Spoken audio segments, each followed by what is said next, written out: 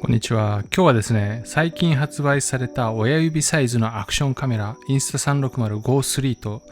ライバル機であるキングオブアクションカメラ GoPro Hero 11を簡単に比較してみたいと思います。Go3 の詳しいレビュー動画は1000回お送りしていますので、まだ見ていただいていない方はぜひご覧ください。私のチャンネルではミラーレスカメラやレンズ、ジンバル、ライトなどのカメラ周辺機器、それから Mac や iPhone などの Apple 関連商品、さらに GoPro Insta360、DJI などのアクションカメラに関する動画をたくさんアップロードしてあります。関心のある方はぜひご覧ください。概要欄にリンクを貼っておきます。今回はここに表示してある10個ほどの項目についてそれぞれのカメラを比較してみようと思います。どちらを買うのか迷っておられる方には重要なポイントかなと思います。最後にはズバリどちらのカメラがどんな方に向いているのか私なりの意見などもお伝えしようと思います。まずは外観なんですが Go3 はアクションポットに入った状態でも GoPro Hero 11より若干小さく重さも若干軽いです。そしてやはりこの Go3 のすごいところはカメラ単体にした時の軽さです。たったの 35g しかありませんので本当につけていることを忘れるほどの軽さです。そして小さいので悪目立ちもせず、相手に威圧感を与えることもありませんので撮影時も非常に気が楽です。背面は同じような液晶がついていてどちらも似たような感じなんですがフロント側は全く違います。 GoPro Hero 11は小さな液晶がついていていろいろなものを表示することができるようになっています。撮影している映像を表示することもできますので自撮りの時も非常に楽です。対する Go3 は液晶がこのようにフリップアップしますので自分の方に向けて撮れば自撮りをするときも映像を確認しながら撮影することができます。どちらも大きめのスイッチがついてますので分厚い手袋などをしていても操作は簡単にできます。どちらも入出力と充電を兼ねた USB-C 端子が一つだけついていますが GoPro Hero 11は別売りのメディアモジュラを使用することによって音声の入力端子がついたりあと HDMI の出力ができるようになります。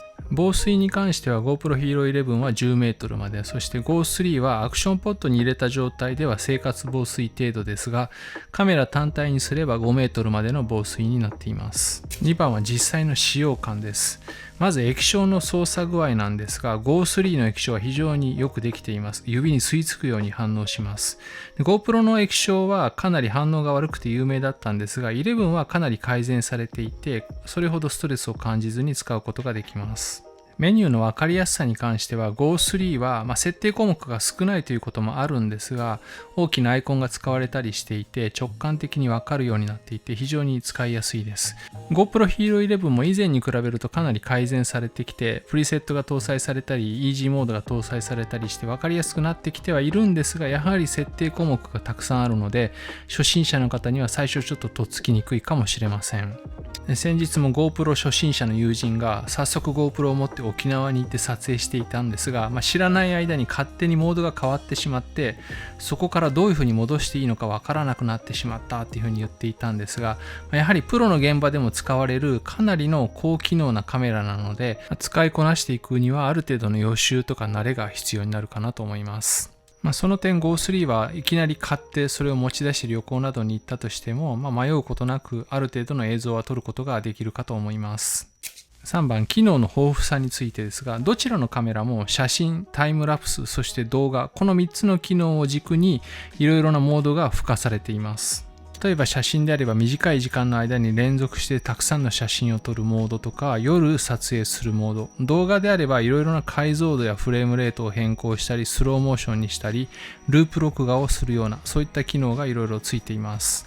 どちらのカメラも基本的には同じようなことができるんですが GoPro Hero 11の方が圧倒的に変更できるモードがたくさんあります。初心者の方はそこがややこしいなって感じる部分かとは思うんですが詳しい方は本当に自分好みの映像を簡単に撮ることができます。他にもスローモーションなんかも GoPro の場合 4K120fps といって非常に綺麗なスローモーションを撮影することができます。スポーツなどでスローモーションを多用したい方は非常にいいと思います。Go3 もスローモーション撮れるんですけど、スマホの画面で見るような縦映像でフル HD の 120fps しか撮ることができません。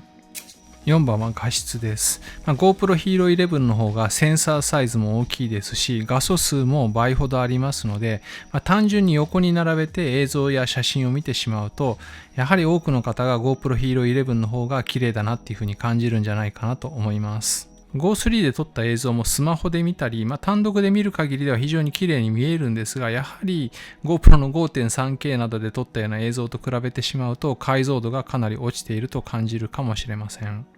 ただその GoPro Hero 11の本当に綺麗な映像がどこまで必要かっていうのはかなり人によって違ってくると思うんですよね。Go3 の映像でも本当に毎日を記録したりとか家族の映像を残すとかそういった用途では何の問題もないって感じる方も結構いらっしゃると思います。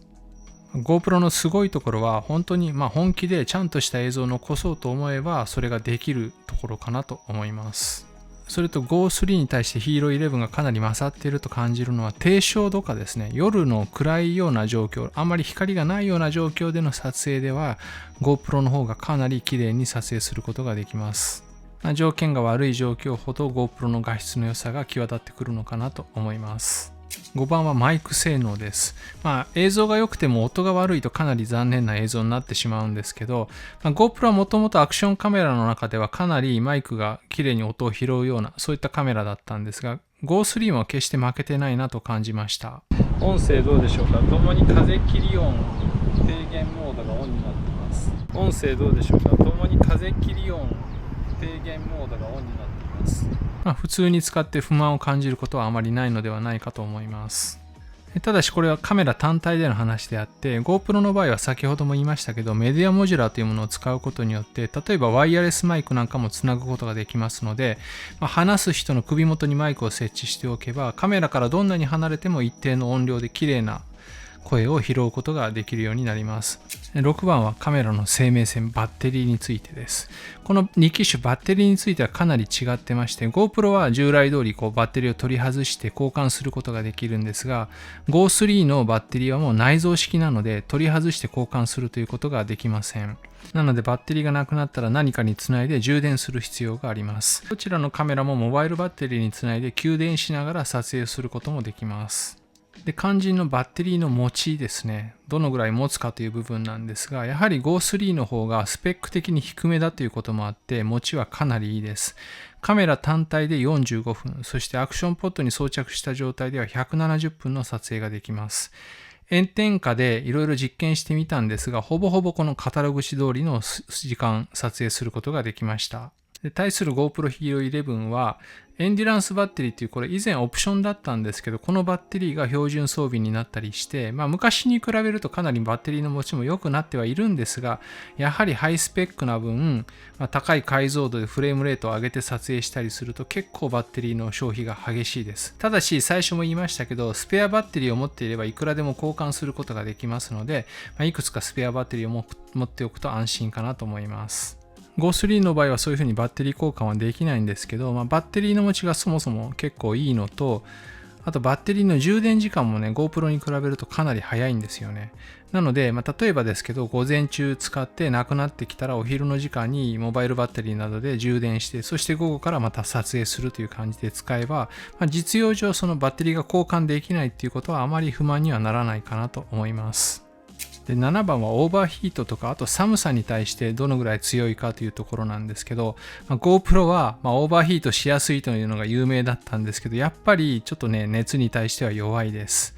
多分かなりクレームが多かったからだと思うんですけどそのオーバーヒート対策としてちょっとフルパワーではなくてちょっとミドルパワーぐらいで運用するようなモードが搭載されてますので、それをうまく使ってやることによって結構以前よりは良くなってはいるんですがやっぱり 4K とか 5.3K の 60fps みたいなレートで長回しをしているとオーバーヒートしやすいかなと思います。ただ私の個人的な撮影スタイルとして、数秒数十秒みたいなクリップをどんどん撮っていくって感じなので、長回しをしない限りそのオーバーヒートっていうのはあまり気にはなりません。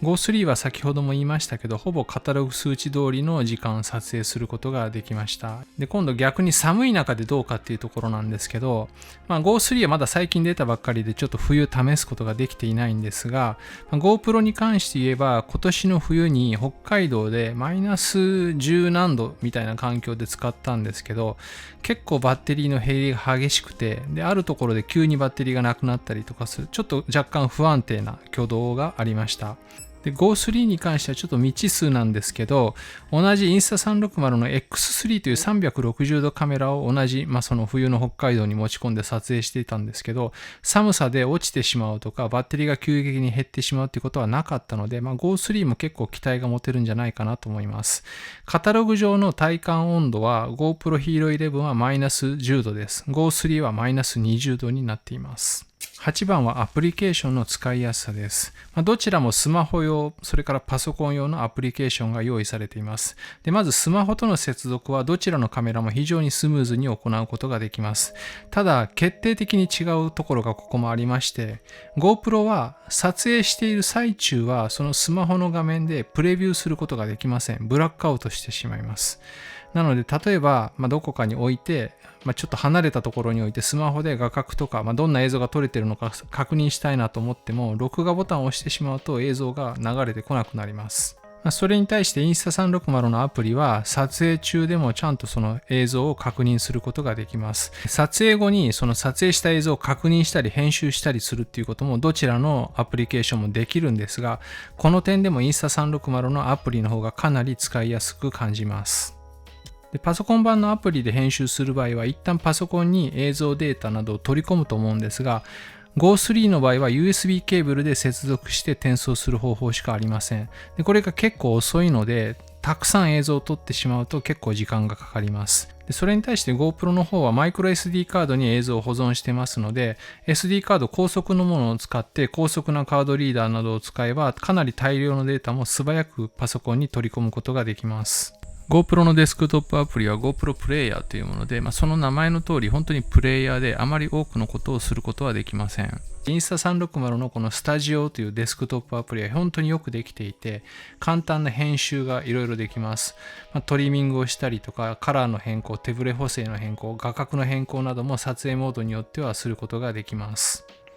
9番はアクセサリーですね。オプション品です。アクセサリーの豊富さはどちらのカメラも本当にいい勝負かなと思います。いろいろな用途に合わせて本当によくできたアクセサリーがたくさん発売されていますので、困ることはないかなと思います。ただし、この肝心のマウント方法がかなり違います。GoPro の方は以前からあるこのネジ式のマウントに固定するタイプなんですが、Insta360 Go3 の方はマグネットと爪の新しいタイプのマウントが付けられていて、これがね、むちゃくちゃよくできています。マグネットで瞬時に位置決めして、さらに爪でガチッと挟むので、脱着も瞬間的にできますし、固定もしっかりとできています。なので、いろんな場所に付け替えて、いろんなアングルで撮影する、スポーツとか、日常生活でもいいんですけど、そういった Vlog 撮影なんかでも、本当にカメラアングルをどんどん変えて撮影するっていうこともめんどくさくなくて簡単に行うことができます。GoPro のマウントも慣れれば結構早く付け替えることはできるんですけど、やっぱりこの新しい時代のマグネット式のマウントに比べてしまうとかなり古臭い感じが否めません。で最後10番まとめですけど、似たような形のカメラ、値段もよく似てますけど、かなりキャラクター的には違うカメラ、この2機種かなと思います。Insta360 Go3 はやっぱり分かりやすいインターフェース、そして非常に小さくて軽いのでどこにでもマウントできる。マウントの脱着も簡単ということで、本当に気軽にこういったものを初めて使う方でもどんどん使っていける楽しいカメラかなと思います。GoPro などのアクションカメラを使い慣れている方にとっても、この軽さ、小ささっていうのはかなり衝撃的だと思います。その反面、いろいろ撮影モードが限定的であったりとか、画質的にも 2.7K が最高解像度なので、GoPro の映像などを見慣れている方にとっては若干物足りないかなとは思いますが、単体で見れば非常に綺麗ですし、とても楽しいカメラだなと思います。それに対して GoPro Hero 11の良さはやっぱり画質でしょうかね。画質が素晴らしいのと、あとはいろんな要求に応えてくれる撮影モードの豊富さも素晴らしいと思います。そこが初心者の方にとってはややこしいと感じるところではあるんですが、こういったものに詳しい方、ガジェット好きの方、いろんなことがやってみたいっていう方にはかなり魅力的な部分かと思います。という感じで今日は Insta360 Go3 と GoPro Hero 11の比較をしてみました。どちらも本当に魅力的なカメラで、悩むところではあるかとは思うんですが、その悩んでるうちも楽しいと思います。で GoPro に関しては、本体のレビュー動画も出してますし、いろんな設定に関する動画もたくさん出してますので、初心者の方で、これからいろいろ勉強したいっていう方にも役立つ動画がたくさんあると思いますので、ぜひそちらの方もご覧ください。それも概要欄にリンクを貼っておこうと思います。それと紙の本でぜひ学びたいっていう方もいると思うんですけど、以前私も GoPro の How to 本の執筆に参加したことがあるんですが、その本もかなりわかりやすいので、そちらもリンクを概要欄に貼っておこうと思います。もしよかったらご覧ください。9月には GoPro Hero 12、12もね、発売されるって言われてます。いろいろ噂が出てますけど、12が発売されたら私もゲットしてね、また Go3 との比較なんかもやってみたいと思っています。他のアクションカメラとの比較もしてみたいと思っていますので、またよかったらご覧ください。ということで今回もご視聴ありがとうございました。じゃあまた次の動画でお会いしましょう。さようなら。